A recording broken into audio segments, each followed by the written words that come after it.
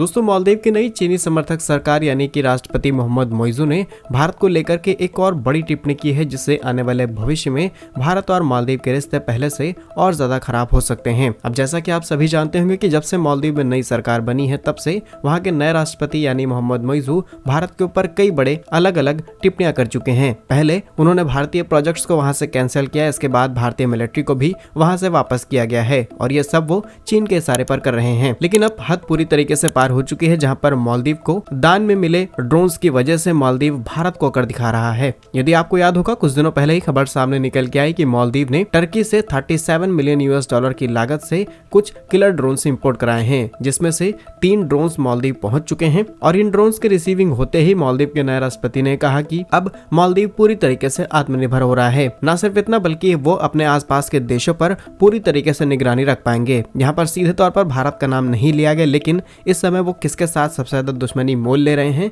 ये हम सभी जानते हैं। लेकिन इससे ये बात साबित होती है कि मालदीव के नए राष्ट्रपति में अभी भी शायद बचपना पूरी तरीके से बाहर नहीं गया, क्योंकि वो उस देश को अपने अकड़ दिखाने की कोशिश कर रहे हैं जिस देश के पास S-400 मिसाइल सिस्टम है। हमारे पास तेजस जैसे फाइटर जेट और रिसेंटली भारत ने अग्नि 5 का परीक्षण किया है। अग्नि 5 वो मिसाइल है जिससे पाकिस्तान और चीन की धरती पूरी तरीके से हिल चुकी है। इसके बावजूद भी मालदीव जैसे देश जिन्होंने दान में ड्रोन्स को इंपोर्ट कराया है, वो भारत को कर दिखाने की कोशिश कर रहे हैं। और एक इंटरेस्टिंग फैक्ट आपको बताएं कि रिसेंटली रिपोर्ट सामने निकल के आई है, जिसमें पता चला है कि टर्की से जो ड्रोन्स मालदीव को रिसीव हुए हैं, इसमें टर्की ने बहुत ज्यादा डिस्काउंट देते हुए मालदीव को ये ड्रोन भेजे हैं। और कई रिपोर्ट्स तो एलिगेशंस लगा रही हैं कि इसमें कई बड़े घोटाले भी किए गए हैं। और मालदीव के अंदर मालदीव के अपोजिशन में खड़े हुए जितने भी लोग हैं, वो इस तरीके के एलिगेशंस लगा रहे हैं, क्योंकि मालदीव सरकार से जब पूछा गया कि किस रेट पर इन ड्रोन्स को इंपोर्ट कराया गया है, एग्जैक्ट क्वांटिटी क्या है, सारी डिटेल्स मांगी गई नई सरकार से, तो कोई भी रिपोर्ट पब्लिक नहीं की गई। और इससे नई सरकार के ऊपर एलिगेशंस लग रहे हैं कि इस